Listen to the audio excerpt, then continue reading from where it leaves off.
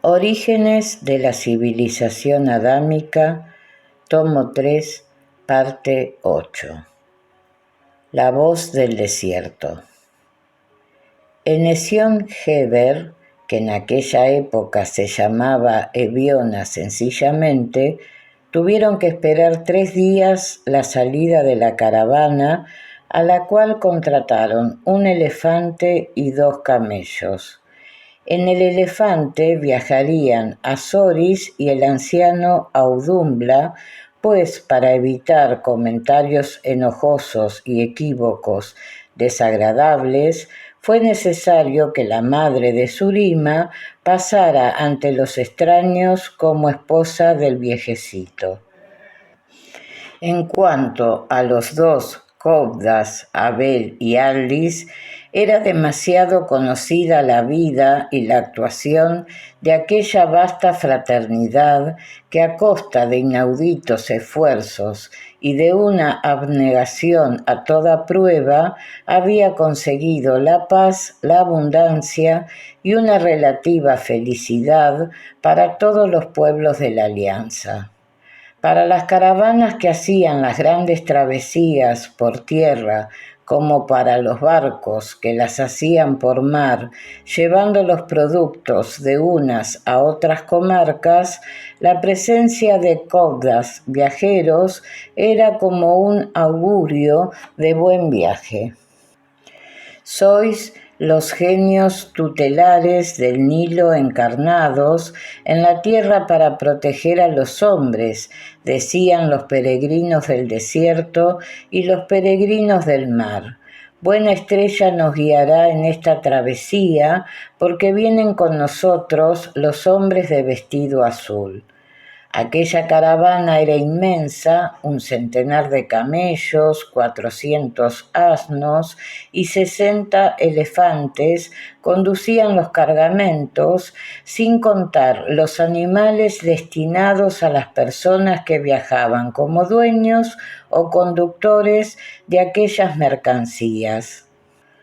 Se acostumbraba que los arqueros de Eviona acompañasen las caravanas hasta la primera aldea o tienda, que fuera a la vez destacamento de arqueros, de donde salían reemplazantes para los primeros que debían de inmediato retornar al sitio de partida. Habían sido antes tan frecuentes los asaltos a las caravanas que el Tidalá, con todos sus aliados, debieron tomar tal medida de seguridad para vidas y haciendas. Abel y Aldis dedicaron pues los 3 días de espera para reconocer a Eviona, que era nada más que un gran puerto mercado, por lo cual solo había muy pocas cosas estables. El resto era un vasto campo de tiendas que hoy estaban y días después desaparecían para ser ocupado el mismo sitio por otros mercaderes cuya estabilidad se prolongaba hasta haber despachado todos sus productos.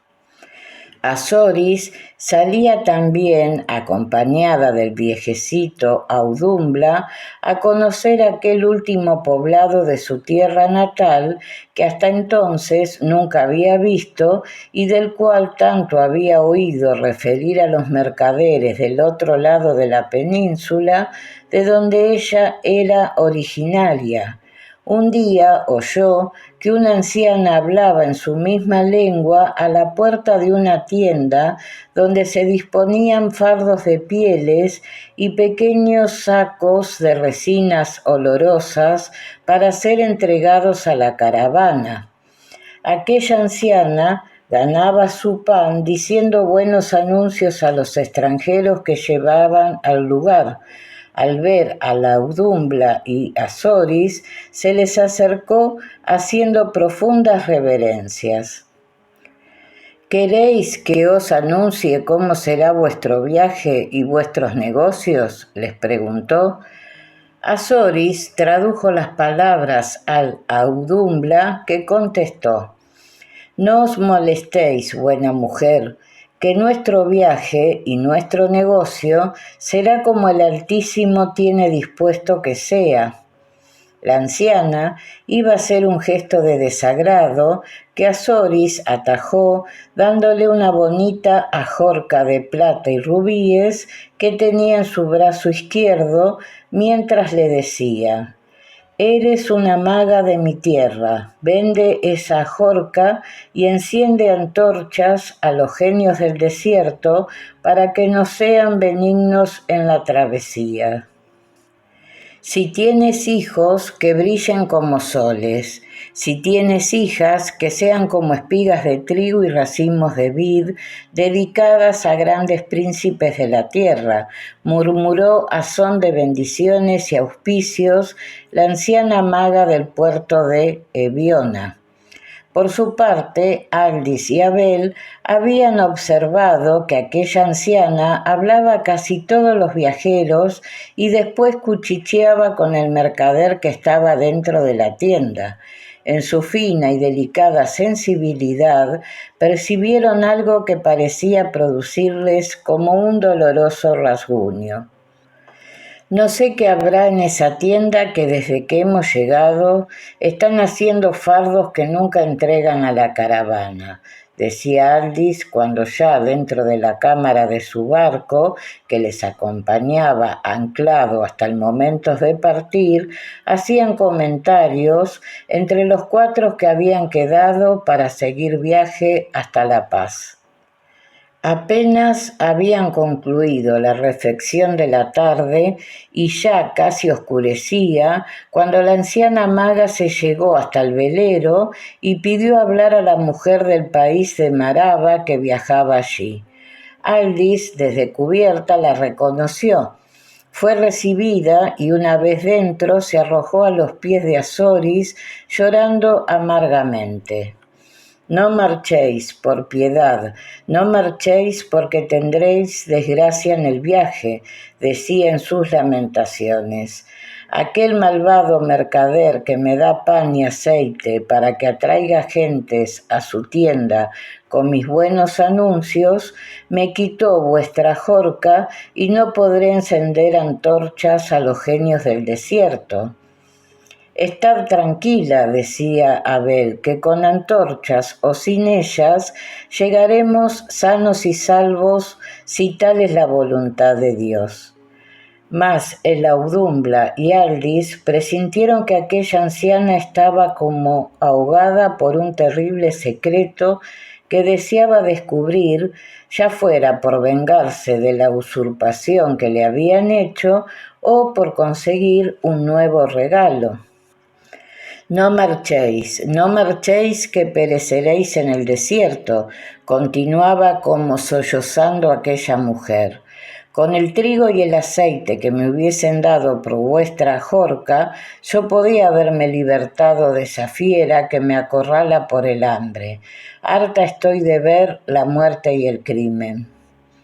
«Habla, mujer», le dijo con energía y autoridad Aldis, «que este joven que ves a mi lado es el representante de la más alta autoridad que gobierna todos estos países, y si en lo que dices hay verdad, tus palabras traerán la paz y el bien para muchos. ¿De qué muertes y crímenes hablas?». «El hombre, dueño de la tienda en cuya puerta me encontrasteis, es un pirata disfrazado de mercader de pieles que finge tomar jóvenes fuertes y bellos para enviarlos en la caravana como agentes vendedores de pieles y de esencias ante los grandes señores de otros países y obra de acuerdo con el cábir de la caravana que los entrega después en sitios ya convenidos desde donde los lleva encadenados para la venta a otros países donde aún subsiste la compra de esclavos. Hoy por hoy es el más bello negocio porque la ley de los señores del Nilo ha deshecho a todos los mercaderes de esclavos y así el que consigue un centenar de ellos ya tiene hecha su fortuna, pues en las faldas del Monte Grande, la cadena del Himalaya, son pagados a un precio que deslumbra a cualquiera. ¿Y por dónde los lleva?, preguntó Abel extrañado.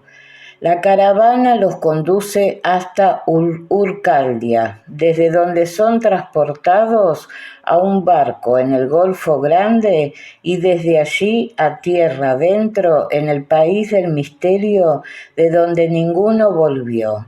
Allí los ríos manan corales y perlas y guardan peces que viven siglos y que maullan como lobos y son los dioses del país cuya ira se aplaca con la carne tierna de los esclavos jóvenes y bellos, alusión a los cocodrilos que por entonces solo se conocían en los grandes ríos de la India, donde fueron llevados siglos después al Nilo.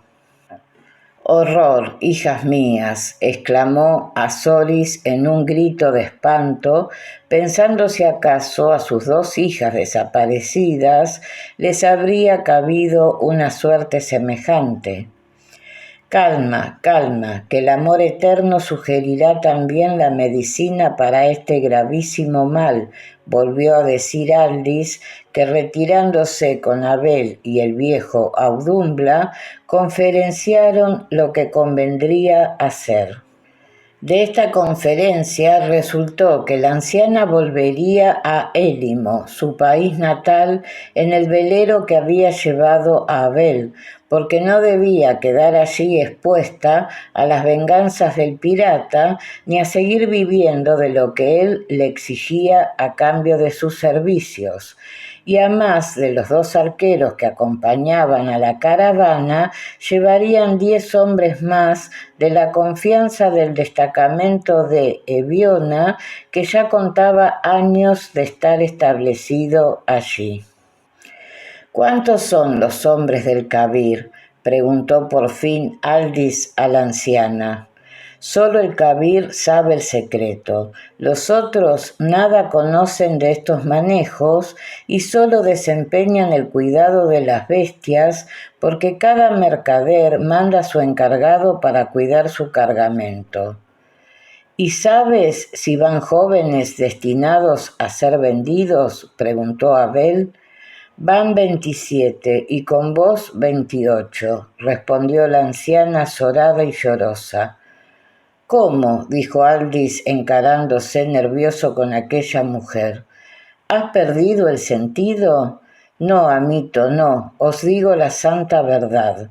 El pirata ha puesto los ojos en este jovencito con rostro de cera y ojos color de la miel, y para arrancároslo han decretado vuestra muerte, pues no les conviene dejaros con vida ninguno». «¿Y para qué le serviría yo en caso de llevarme?», preguntó tranquilamente Abel. «Dicen que un gran rey de aquellas comarcas formará una falange de hachoneros para que, en torno a la hoguera sagrada, iluminen con sus antorchas constantemente a esos horribles dioses que se devoran a los hombres.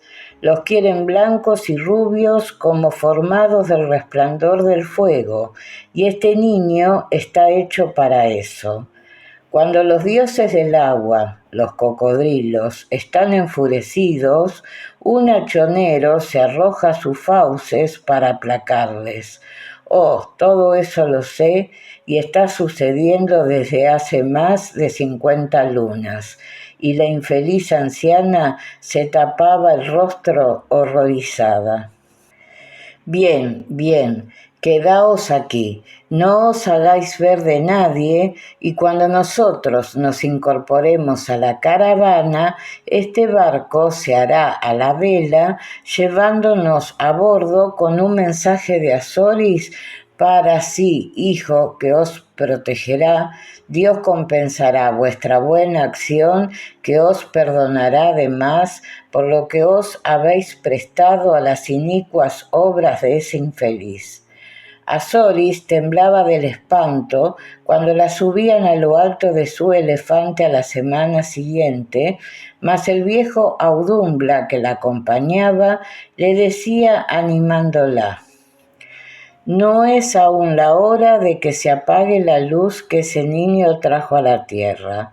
Ya veréis cómo de vuestra ajorca dada con buena voluntad surgirá la salvación para muchos».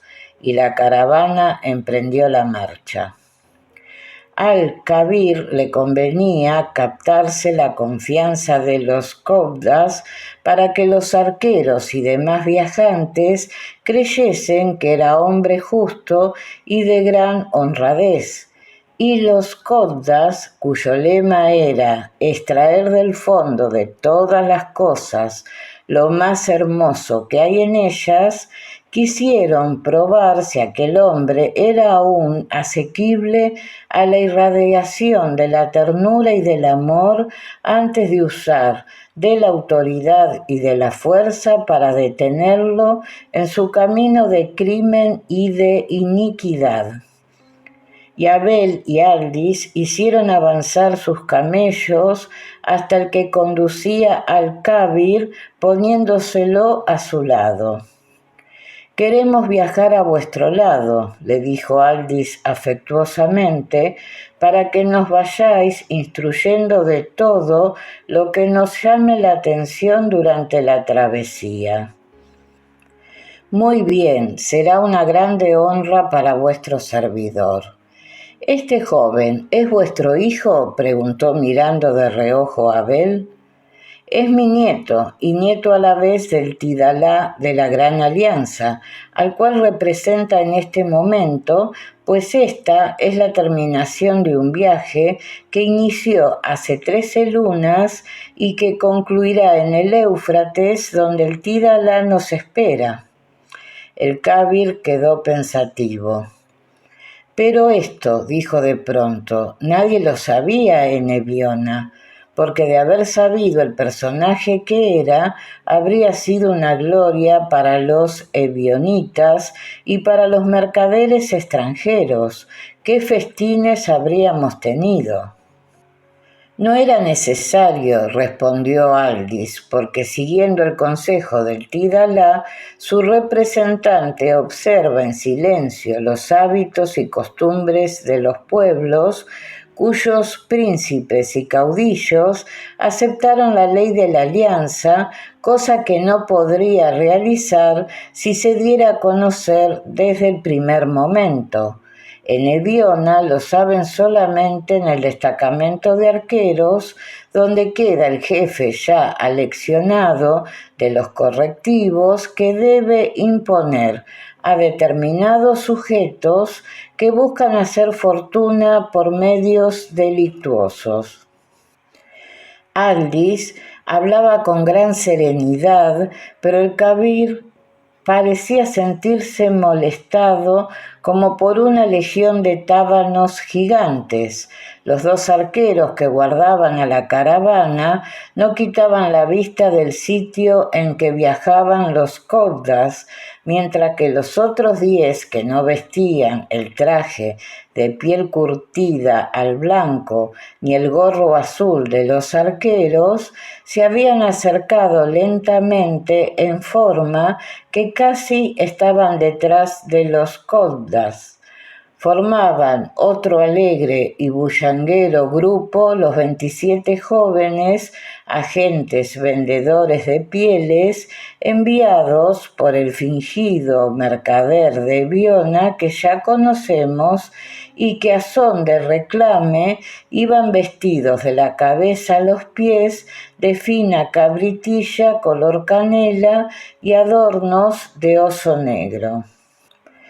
Los infelices reían alegremente, soñando en que recién se abría para ellos un luminoso porvenir de gloria y de riqueza, sin sospechar ni remotamente que era la pesada cadena del esclavo la que los aguardaba para ceñirles con su abrazo de hierro apenas pusieran los pies en el barco pirata que, anclado en el Golfo Pérsico, esperaba a las víctimas. «Si me juzgáis digno de ello», dijo de pronto el Kabir, «os pido que aceptéis comer en mi tienda durante el viaje». Abel, que había guardado silencio, iba a aceptar buscando de intimar más con aquel hombre al cual se empeñaba en salvar, pero Aldis lo miró y ambos se comprendieron. Si no tuviéramos el compromiso ya hecho desde antes de salir con el anciano y su esposa, que serán nuestros proveedores, os aceptaríamos gustosos, le contestó Aldis, pero si os empeñáis, algún día cenaremos en vuestra tienda. Aldis dio tal respuesta porque le pareció percibir cierto indicio en el Kabir como de haber encontrado solución a la preocupación inquietante que se había notado en él. «Es necesario ser precavido al plantar la tienda», continuó Aldis, «porque estamos en el país propio del áspid y de innumerables culebras venenosas. Esto, como buen caravanero, lo debéis saber vos muy bien». El Kabir lo miró sobresaltado, pero Aldis hizo como que no veía aquella mirada y continuó. «La picadura del áspid es mortal y casi instantánea en sus efectos, y ya sabéis que la ordenanza para los cábires es muy severa en cuanto a su responsabilidad por las vidas de los seres que conduce».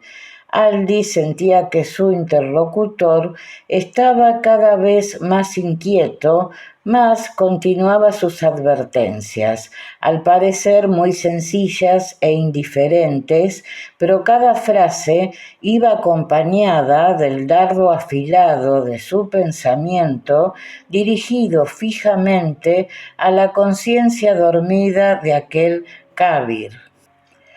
«Debéis, pues, vigilar mucho el sitio en que vuestros viajeros planten sus tiendas. Nosotros venimos del peñón de Sindhi, donde hay 260 cautivos, de los cuales 27 estaban a la cadena desde hace una porción de tiempo. De estos 27, la mitad fueron piratas vendedores de esclavos y 6 kabires, dueños de caravanas, que acostumbraban matar en el desierto a los viajeros ricos valiéndose del veneno del áspid para ocultar su crimen, diciendo que habían sido mordidos por el tal inocente animalito.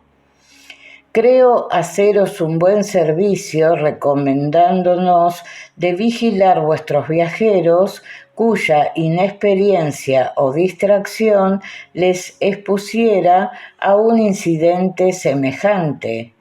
El Kabir parecía respirar fatigosamente y, quitándose el gorro de piel, se echaba aire con él.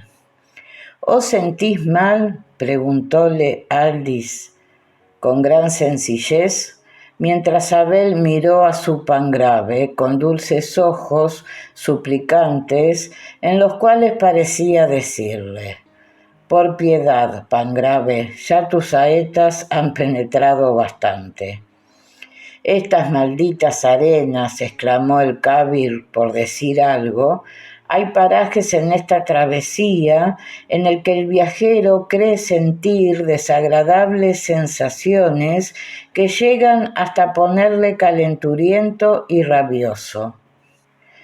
«¿De veras?», continuó Aldis, como si no hubiera visto la mirada suplicante de Abel. «Entonces se confirma lo que refirió uno de aquellos kabires amarrados en el peñón de Sindhi. decía que poco antes de ser apresados por los arqueros en el último viaje que hizo, el vientecillo caldeado del desierto le llevaba el eco de una voz muy lejana, al parecer que clamaba: «Maldito, maldito seas, asesino que sacas oro de las vidas humanas». Señor viajero», le interrumpió nervioso el Kabir, «¿qué empeño tenéis en contarme tales historias que exasperan los nervios y ponen de mal humor?» «Perdonad, Kabir, ¿sois vos el que habéis hecho mención de parajes del desierto que causan sensaciones desagradables?» Y entonces he recordado la historia de aquel caravanero encadenado en el peñón de Sindhi. Pero si estos relatos os afectan, cambiemos la hoja y tan amigos como antes.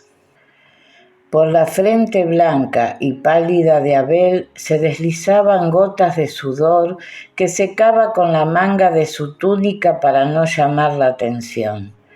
«Mirad», continuó Aldis, haciendo como que cambiaba de tema, pero sin cesar en su empeño de sacudir tan fuertemente el alma de aquel hombre que les evitara el tener que valerse de la fuerza para maniatarlo y dar libertad a los jóvenes destinados a la cadena. «Mirad qué bello grupo forman los 27 agentes del mercader de Viona». «Hola, niños», gritó, «venid acá y alegrad la vida de estos viejos. El Kabir y yo nos aburrimos sin saber de qué hablar. De seguro que todos vosotros», continuó cuando el bullicioso grupo se hubo acercado, «tenéis niditos con una bella tórtola y hermosos pichoncitos, ¿eh? Pobrecillos, ella estará llorosa pensando en lo que os podrá suceder en este largo viaje y se consolará besando al hijito que será vuestro retrato». Los jóvenes dejaron de bromear y un profundo silencio se hizo por un instante. «Veo que he acertado», continuó Aldis, «porque vuestra cuerda sensible ha respondido. ¿Y por qué dejáis así vuestro hogar por una mísera ganancia? Vamos a ver, ¿cuánto os paga el que os manda?» «La mitad del valor de las pieles y esencias que vendamos a los príncipes de las comarcas del Monte Grande», contestó uno de ellos, el que más cerca quedaba de Aldis, mientras los otros trataban de acercar sus camellos lo bastante como para escuchar la conversación. «No es mal precio, es una fortuna», gritó el Kabir. «¿Quién me ofrece la mitad del precio de las mercancías?», añadió exasperado. «Sería una fortuna si la venta fuera una realidad», prosiguió Aldis. «Y si por acaso no hacéis sino una escasa venta, ¿para qué os alcanzará la mitad? Y si llegaréis a no hacer venta alguna, ¿quién os compensa de las molestias de tan penoso viaje? Y sobre todo, ¿quién indemniza a vuestro hogar de lo que habrá sufrido en tal tiempo?» «Pero, señor mío», interrumpió el Kabir, «¿qué os interesa a vos el negocio de estos hombres?» «Me interesa y mucho, porque ya os dije que este joven es el representante del Tidalá de la Gran Alianza del Nilo y del Éufrates, y velamos por la felicidad y bienestar del último de los súbditos de los aliados del Tidalá. Los arqueros aquí presentes os pueden decir si no es ese el encargo especial que tienen en el destacamento». «Decidme», continuó dirigiéndose a los jóvenes, ¿no viviríais felices con 10 estadios de tierra para labrar y una majada de cabras que os den queso y manteca? Oh, claro que sí, pero ¿dónde hallaremos esa mina? Porque hay hambre en nuestra cabaña, estamos aquí, que de no ser así no nos habríamos contratado. ¿Acaso sabemos si volveremos del otro lado del golfo? Respondió uno que parecía mayor que los otros y el que menos alegre realizaba el viaje. Hijo mío, dijo Aldis a Abel, te llega a ti la hora de hablar.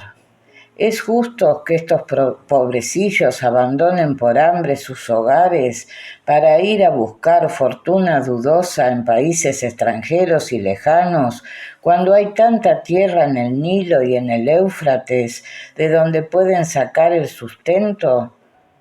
No, no es justo, respondió Abel. Ellos deben volver cada cual al seno de su familia, donde deberá presentarse al jefe de su tribu con un mensaje del Tidalá para que sea protegido. ¿Y quién nos dará ese mensaje? Yo, dijo Abel.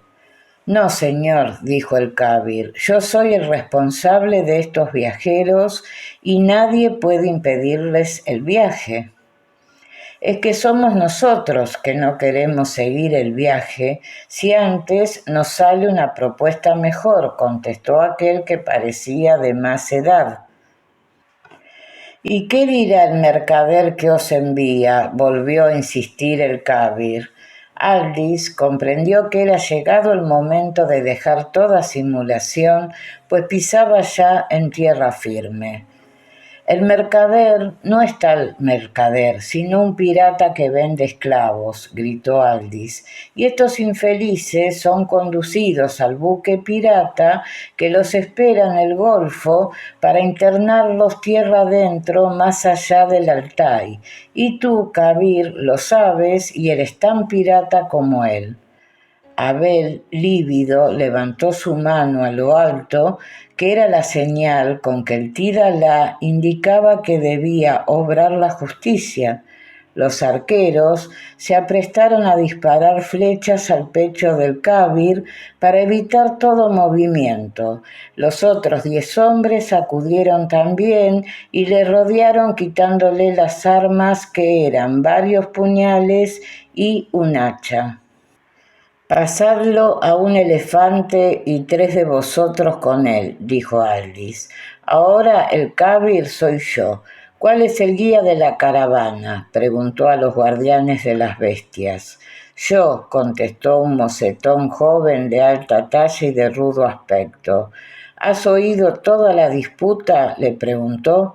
Sí, amo, sí, estoy enterado de todo. ¿Cuánto tiempo haces que sirves a este cábir? Es el segundo viaje que hago con él. ¿Cuánto ganas por tu trabajo? 3 odres de aceite y 6 sacos de trigo por viaje. Bien, te daré esa paga doble y un buen cábir cuando lleguemos a Ur-Kaldía. Adelante pues, y el que quiera seguirme, que marche. Todos siguieron avanzando al lento paso de los elefantes y de los camellos. Abel y Aldis se detuvieron unos momentos para entregar a los 27 jóvenes unas pequeñas láminas de cobre que se habían hecho grabar ex profeso desde los comienzos de la Gran Alianza y por medio de las cuales los príncipes aliados se recomendaban recíprocamente determinadas personas o tribus cuando éstas pasaban de uno a otros países. En dicha plaquita se leía: Gran Alianza del Éufrates y del Nilo, protección al desamparado. La familia o tribu que al emprender viaje a otras comarcas obtuviesen una placa de estas de su propio caudillo o príncipe, ya estaba segura de ser amparada en cualquier país de la alianza donde se detuviera. Bendecid a Dios, les dijo Abel abrazándolos, que os tocó hacer el viaje en este momento, que de no ser así jamás hubieras vuelto a ver el cielo de vuestro país natal. Y yo le bendeciré también por haberme dado la inmensa dicha de haceros tal beneficio. Aquel bullanguero grupo que inconsciente marchaba al sacrificio se tornó grave y silencioso. Algún sollozo contenido se dejaba sentir por momentos hasta que el más jovencito explotó en un llorar casi infantil que desgarraba las entrañas. ¿Qué hubiera sido de mi pastora?, preguntaba entre su llanto, con su madre ciega, sin más esperanza que la ganancia de mi viaje para rescatar las cabritas que el dueño de la tierra le ha quitado. ¿Quién es esa pastora?, le preguntó Abel secándole las lágrimas con su blanco pañuelo. Es mi novia, la dulce niña trigueña como una espiga madura, con quien debía unirme en matrimonio a mi regreso, contestó ya más sereno y tranquilo. ¿De dónde eres?, le preguntó nuevamente. Soy de las inmediaciones de Párano, del país de Azores, exclamó. Esperad un momento. Y Abel hizo señales al viejo Audumbla, cuyo elefante permanecía a distancia.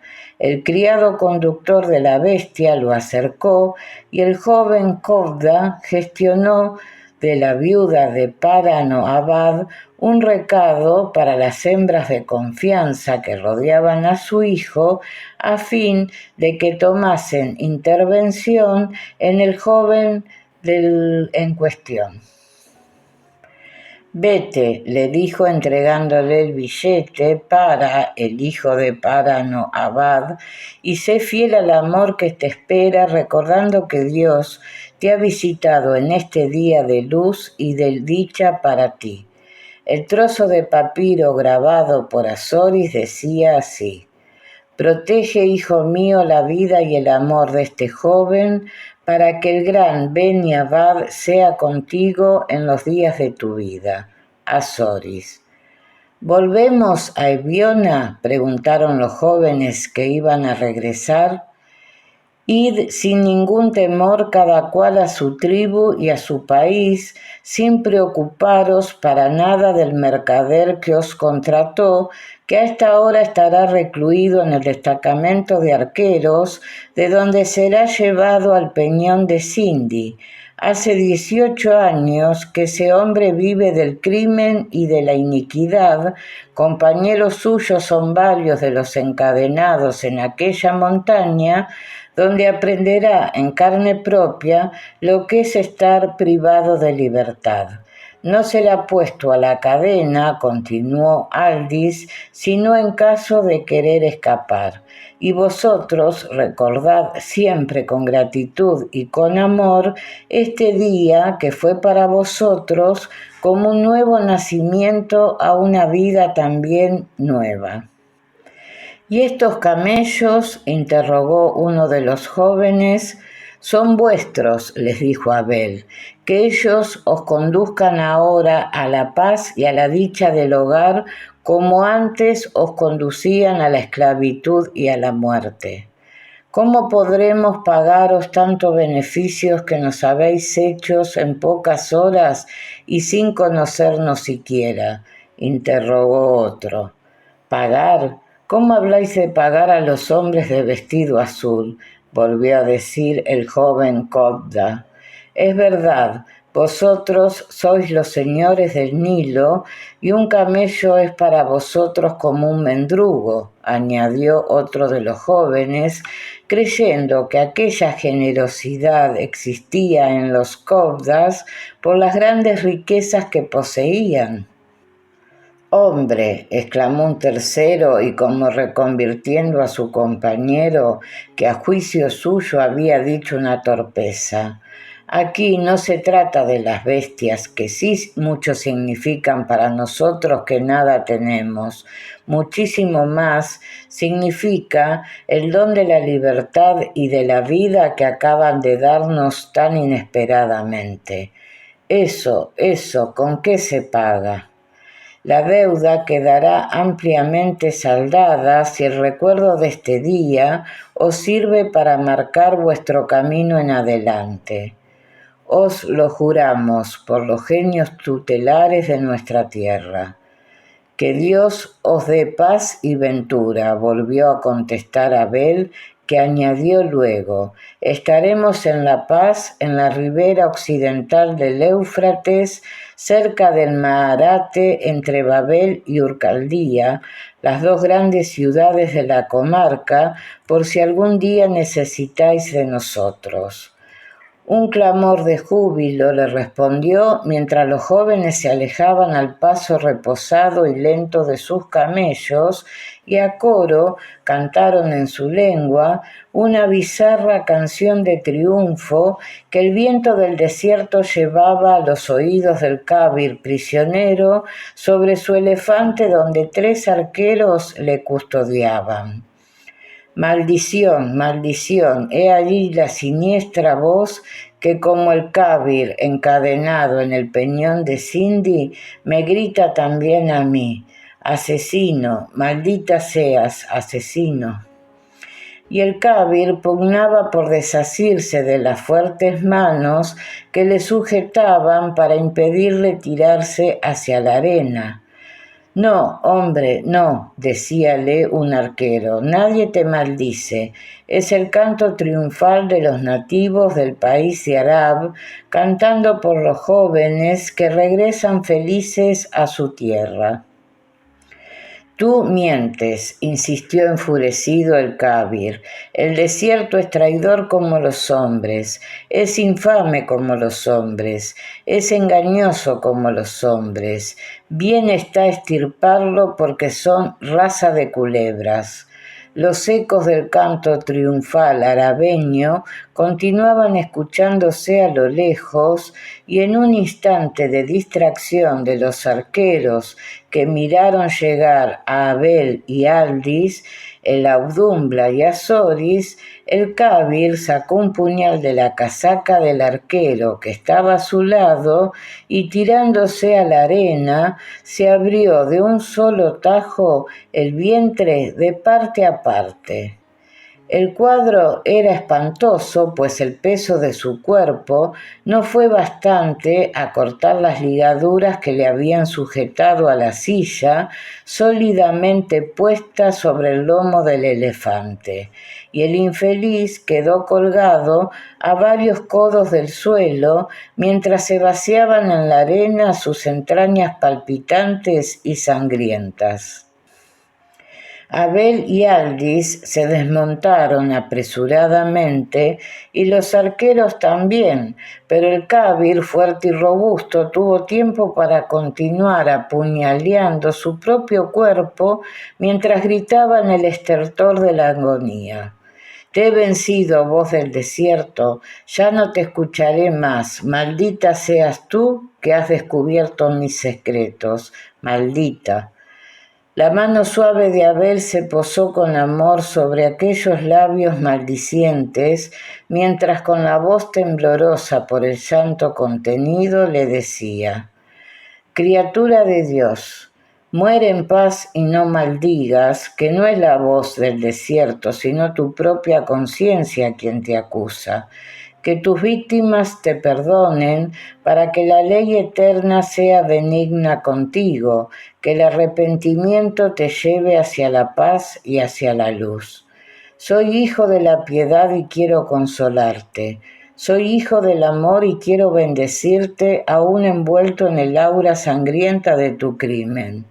Y Abel, arrodillado junto al moribundo Kabir, rodeado de Aldis y de los arqueros, derramaba en los resecos labios gotas de agua fresca de su redoma de viajero. Voz del desierto, murmuraba aún con terror el moribundo.